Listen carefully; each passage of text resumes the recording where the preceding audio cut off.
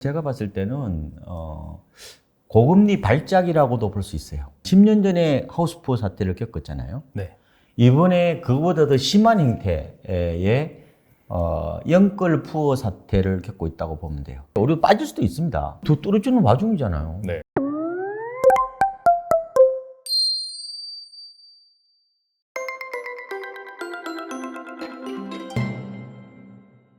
네, 박원과 박사님 모셨습니다. 안녕하세요. 네, 안녕하십니까.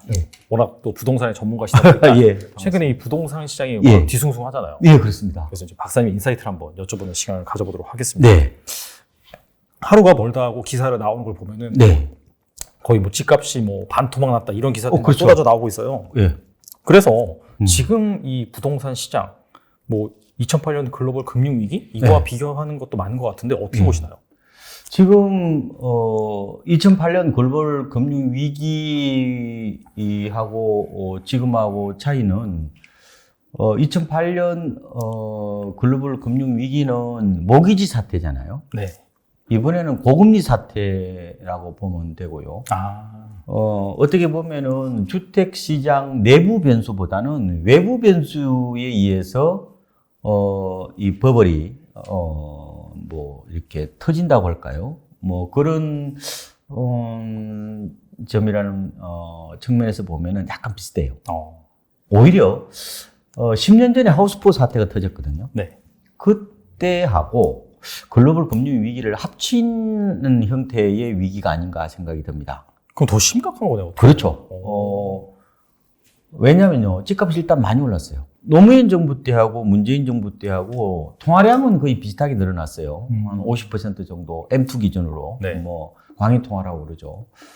근데 집값은, 문재인 정부 들어서, 훨씬 더 많이 올랐고요. 그리고, 2008년, 2012년 당시에는요, 사태가 어떻게 보면 터지고 난 뒤에 금리가 이 낮아지는 국면이었어요. 네. 그렇죠. 맞아요. 가령 2008년 리먼 사태가 터지기 전에요.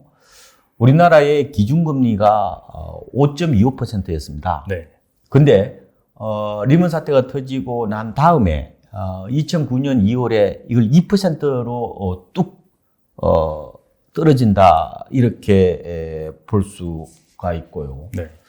그리고 하우스푸어 사태가 극에 달했을 때가 2012년 4분기거든요. 그때 금리가요 한 4, 5년 정도 계속해서 내리막이었어요. 네. 근데 지금은 정반대잖아요.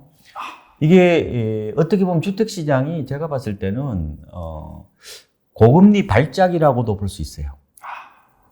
그러니까 불과 1년 약간 더 지났죠. 2021년 7월만 하더라도 네. 우리나라 기준금리가 0.5%였잖아요. 지금 3%를 넘어선 거죠. 금리 충격인 거예요, 한마디로. 그리고 앞으로 추가적으로 지금, 금리를 더 올린다. 뭐 좀 낮게 보시는 분들은 뭐 3.5%, 네. 또 많이 보신 분들은 한 3.75%, 심지어 4%까지 보는 분도 있어요.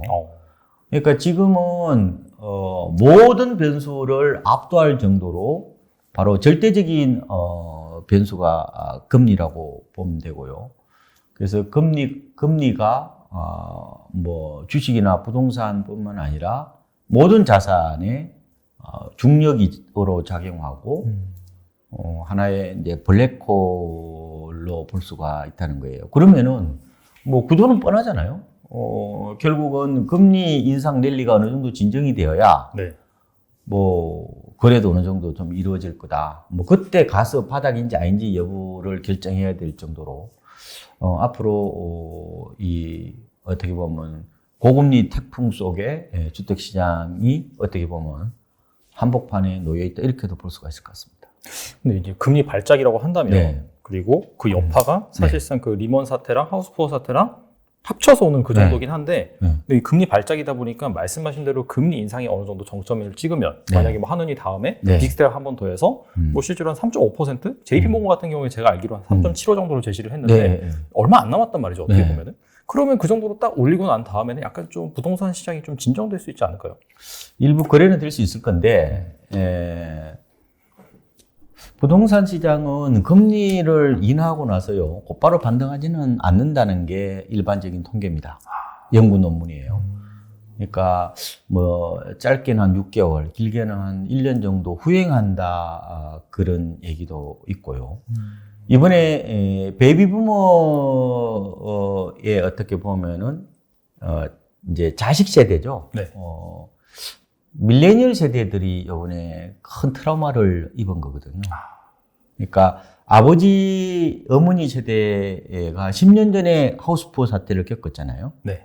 이번에 그보다 더 심한 형태의 영끌 푸어 사태를 겪고 있다고 보면 돼요. 그러니까 이번 집값 하락은 바로 MZ 세대의 잔혹사라고도 저는 표현을 합니다. 근데 그렇게 큰 상처를 입었는데 네.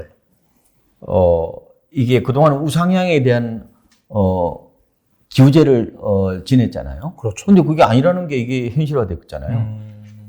사회에 진출한 다음에 처음으로 이렇게 급락 사태를 만나는 거잖아요. 그게 뭐 지금 부동산의 문제예요. 뭐 주식, 코인, 이게 그렇죠. 부동산, 이게 어떻게 보면 트리오 트라우마라고 할 수 있는데, 이 엄청나게 이제 정신적 상처를 받은 상황에서 외상후 스트레스 장애에 가깝단 말이에요. 근데 갑자기 지금 MZ 세대들이, 뭐 금리가 뭐 더 이상 안 오른다고 그래서 바로 집을 사겠습니까? 이게 갑작스럽게 만난, 이런, 어떻게 보면은, 우연한 뭐 마주침이라고도 표현하는데 그런 상황에서 곧바로 아마 최근 2, 3년 전처럼 패닉 바잉을 하기는 어렵겠죠. 그렇죠. 그렇다면은 이번에는 그렇게 서두를 필요가 없다는 거예요. V자형, 뭐 빗살무늬 토기 형태의 V자형 반등보다는 저는 욕조형이라고 말씀드리는데 이제 푹 빠지잖아요. 네. 그럼 한동안 이제 매물 소화 과정을 충분히 거칠 거다. 그런 다음에 다시 뭐 회복세로 접어들지 않겠느냐 이렇게 보기 때문에 어쨌든 이 역시 전망도 틀리는 겁니다. 네. 그래서 너무 전망에 연연하지 마시고요. 전망은 잘 안 맞습니다. 전망으로 부자 된 사람은 없습니다. 그래서 뭐 전망보다 대응이 더 중요하다고 얘기를 보통 하는데 네. 지금은 금융시장 자체가 불확실성의 극치라고도 할 수 있거든요. 네. 그래서 너무 장기로 전망하지 마시고 저는 이렇게 말씀드리는데 1년 단위로 잘라서 전망을 하십시오. 네, 잘 안 맞습니다. 네. 그러니까 왜냐하면 우리가 활을 이렇게 쏘잖아요. 그러면은 1m는 금방 맞죠. 그렇죠. 오지가면 다 맞히잖아요. 네. 10m도 맞힐 겁니다. 근데 100m 가면 조금 맞히기 어려워져요. 그것처럼 장기로 전망하면은 잘 안 맞습니다. 그러면은 이런 얘기가 있잖아요. 뭐 그러면 뭐 바닥이 2년 뒤에 올 거다. 3년 뒤에 올 거다. 5년 뒤에 올 거다. 그래서 내가 3년 뒤에 올 거라고 생각하고 가령 뭐 그러면 3년 전세 딱 계약해가지고 그때 딱 맞춰서 집을 사겠다. 이게 과연 맞겠습니까? 시장은 나보다 훨씬 똑똑한데요. 그래서 너무 어떤 그런 도식적인 어떤 전망은 별로 현명하지는 못한 것 같고요. 그래서 제가 좀 잘라서 전망하는 게 훨씬 더 현실적일 수 있고요. 그 다음에 많은 사람들이 전망 그러는데 전문가도 틀리고요. 네. 대부분 틀립니다. 왜냐하면 인간이 변덕과 어떻게 보면은 이런 그 충동 같은 이런 심리적인 어떤 요소들이 어떻게 보면 시장에 가미되기 때문에 그런 거예요. 그렇죠. 그래서 전망이 잘 안 맞습니다. 그래서 이렇게 보시면 좋을 것 같아요. 굳이 전망을 따지자면 네. 내년 한 금리 올릴 때까지 정도는 타이밍을 보시고 그 이후에는 뭘 보셔야 되냐면은 바로 프라이스를 보셔야 됩니다. 가격을 보시는 게 낫죠. 그렇잖아요. 결국 싸게 사자는 거 아니에요? 그렇죠. 싸게 사라, 무조건 싸게 사라, 그리고 또 싸게 사라 이런 얘기를 하는 거거든요. 그러니까 제가 드리고 싶은 저 핵심은 이겁니다. 그러니까 많은 사람들이 타이밍만 연연히 하는데 타이밍은 잘 안 맞는다. 그래서 타이밍과 프라이스를 동시에 보는 그런 지혜 같은 게 좀 있어야 되지 않을까 이렇게 보는 거예요. 그래서 너무 막 그렇게 유튜브에 보면은 막 뭐 언제가 바닥이니까 뭐 기술적으로 분석하니까 잘 안 맞습니다. 그쵸? 네. 그러니까 항상 전망을 좀 잘라서 전망을 하고 그다음에 그와 동시에 싸게 사는 게 어떻게 보면 장땡이거든요. 이거는 이제 이른바 바겐헌터, 헐값 사냥꾼이라고도 얘기하는데 네. 뭐 그런 마인드로 하면은 가령 이런 거죠. 뭐 내가 숲속에서 토끼를 만약에 잡는다고 생각합시다. 그러면은 과거의 어떤 경험치로 보니까 뭐 이틀 뒤에 나타난다. 그럼 이번에 나타난다는 보장이 있어요? 없잖아요. 네. 그러니까 뭐 하루 뒤에 나타날 수도 있는 거고 그건 알 수가 없으니까 저는 타이밍에 너무 연연하지 마시고 중요한 것은 그 토끼가 그죠? 나타나느냐 안 나타나느냐 그죠? 그리고 몸무게가 어느 정도인지 그리고 잡을 수 있는 정도인지 그걸 보는 거죠. 그러니까 무게를 재는 거죠. 네. 프라이스가 훨씬 더 중요할 수 있다는 거예요. 그래서 항상 그 타이밍만 연연하지 마시고 프라이스를 같이 보고 판단하는 게 훨씬 더 현명할 수 있다 이런 말씀드립니다. 예. 결과적으로는 일단 금리 인상이 일단 끝나는 그 시점까지 일단 기다려 보는 것이 그렇죠. 현명한 판단이고 그 상황에서 이제 프라이스까지 같이 봐야 된다. 이제 그런 말씀이시잖아요. 그게 이제 아마 내년이겠네요. 아무래도. 그렇죠. 일단은 그렇다고 그러면 내년에 바로 바닥이냐 이렇게 보기는 어렵잖아요. 제가 말씀드렸다시피 이게 뭐 금리 인상이 이제 마무리됐다고 하더라도 바로 반등이 아니라 오히려 빠질 수도 있습니다. 네. 그거는 네. 그렇잖아요. 왜냐면 이게 부실 채권들을 다 어떻게 할 거예요? 아, 이게 지금 연체는 아직까지 낮은 수준이죠. 네. 어음부들도 낮아요. 왜냐면 하락기 초입이기 때문에 그렇습니다. 이게 그러니까 이게 나중에는 연체를 다 어떻게 할 겁니까? 그게 지금. 요번에 제가 영끌 푸어가 하우스 푸어보다 더 심각하다고 말씀을 드리는 게 하우스 푸어가 뭐예요? 대출을 많이 내서 집을 샀는데 그 대출 때문에 고통을 겪는 사람을 하우스 푸어라고 그랬거든요. 네. 이번에는 뭐예요? 그때는 영끌이라는 얘기가 없었잖아요. 맞아요. 비투란 말도 없었잖아요. 네. 그 얘기는 무슨 말입니까? 이번에 MZ세대들이 이 집을 사들일 때 가장 큰 이른바 로고가 뭐예요? 외침이라는 게. 뭐 비테크, 그 다음에 뭐 비투, 뭐 영끌, 그렇잖아요?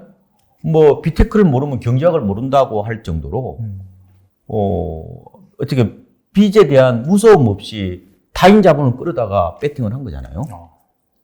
그러니까 어떻게 보면은 그 후유증을 다 어떻게 할 거냐고요. 이게.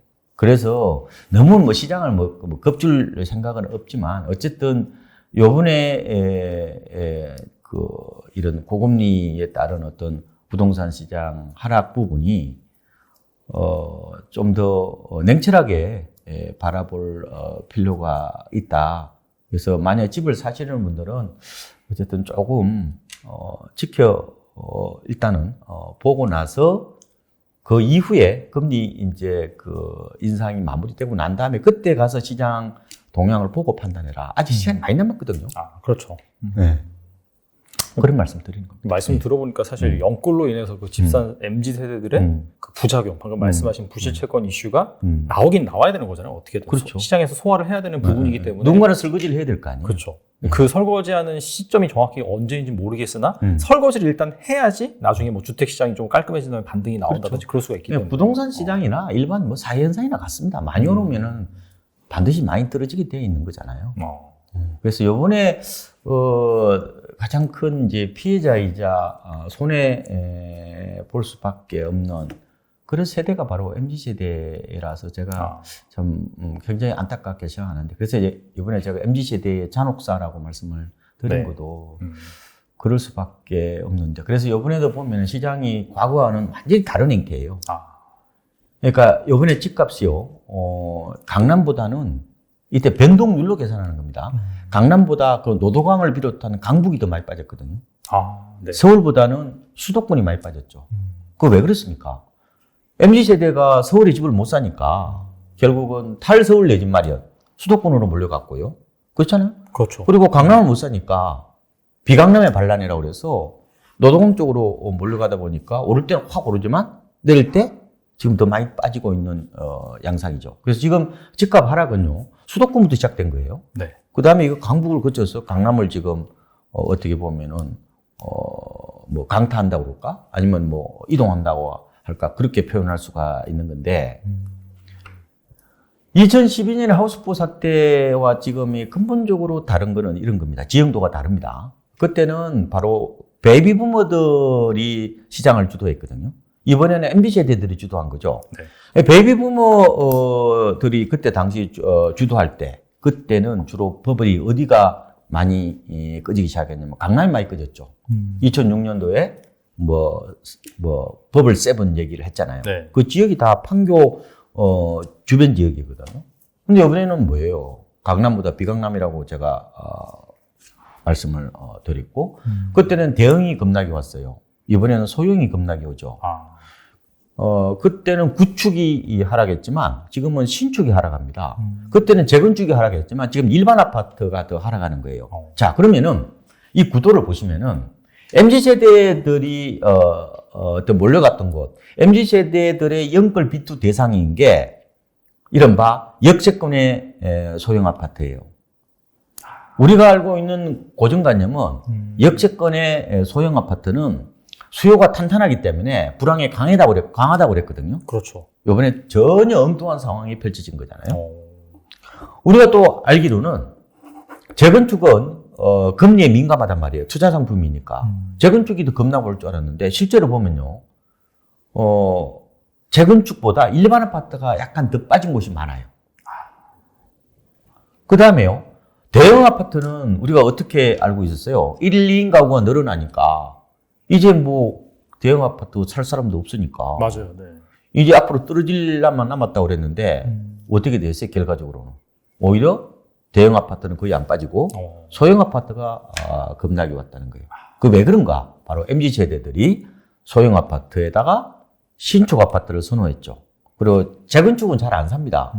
MZ세대는 기본적으로 욜로 스타일이라고 그러는데 비테크는 하지만 네.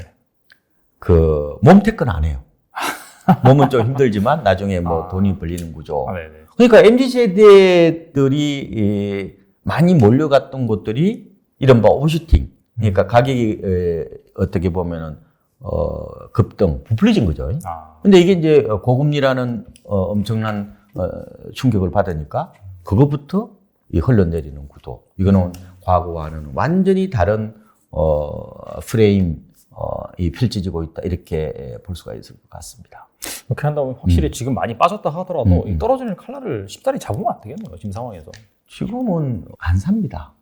왜냐? MZ세대들은요, 이번에 물론 이제 패닉 바잉을 하는 어떤 비합리성이 드러나긴 했지만, 기본적으로, 단군 이래로 가장 재무지능이 뛰어난 세대예요. 얼마나 열심히 공부하는데요.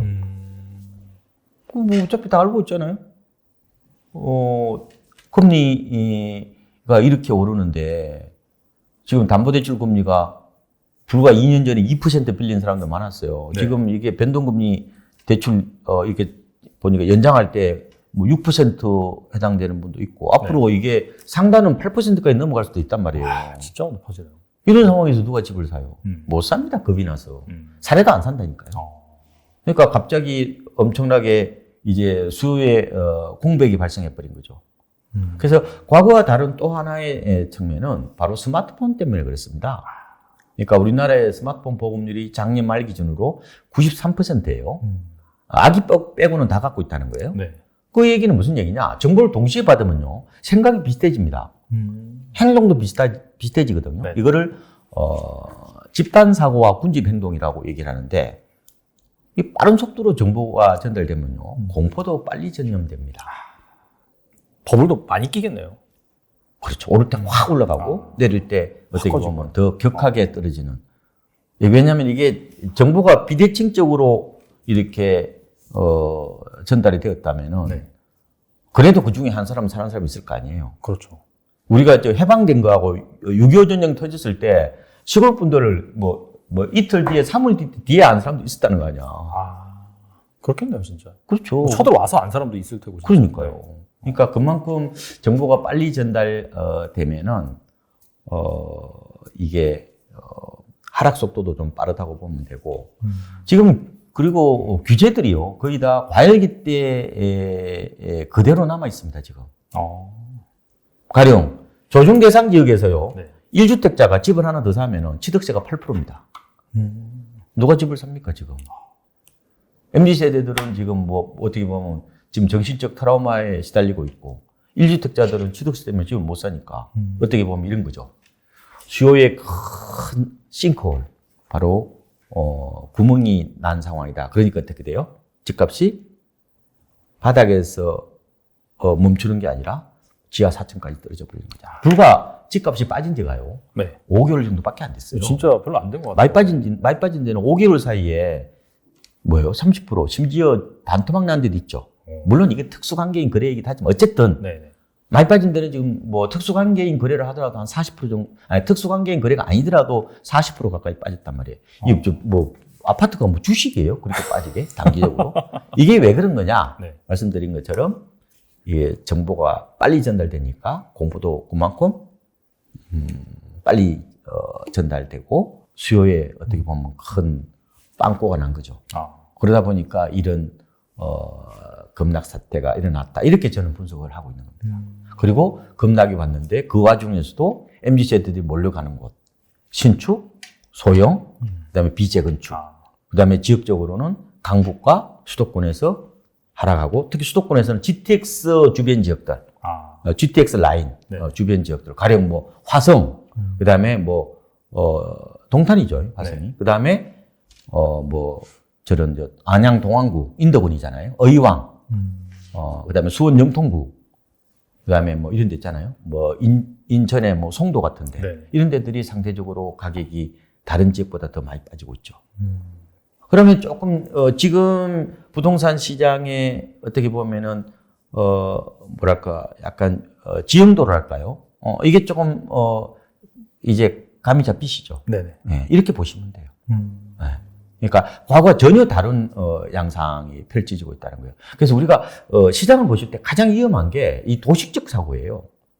옛날에는 그랬으니까 이번에도 똑같이 그렇게 일어날 것처럼 생각하는 게 가장 위험합니다. 항상 시장 흐름을 예의주시하고 좀 더 탄력적이고 유연한 어떤 접근을 해야 이 부동산 시장 흐름을 읽을 수가 있는 거죠. 최근에 이제 그 가격이 급락하는 것 같은 경우에는 워낙 매물이 없잖아요. 그러다 보니까 뭐 특수 관계인의 거래상에서 그게 한 호가가 그냥 확 내려가다 보니까 전체 호가가 좀 내려가는 그런 측면도 있고. 근데 이제 금리 인상이 끝나고 어느 정도 약간 좀 U자를 말씀하셨는데 그래서 좀 거래량이 좀 일어나는 그런 상황이 돼야지 사실상 진짜 좀 의미 있는 가격이라고 볼 수가 있는데 그렇죠. 그러면은 사실 그때 가격 같은 경우에는 지금보다 더 떨어질 수도 있을까요? 어떻게 보세요? 아니 지금이야 뭐 더 떨어지는 와중이잖아요. 네. 그거는 뭐 제가 말씀 안 드리더라도 여러분들이 다 그거에 대해서 뭐 동의를 하실 테니까요. 근데 지금 이런 얘기도 해요. 네. 뭐 지금 거래가 얼마 되지도 않는다. 네. 그럼 뭐 거래도 별로 안 되는데 그게 뭐 무슨 가격이 떨어진 거냐라고 얘기를 하시는데 그렇죠.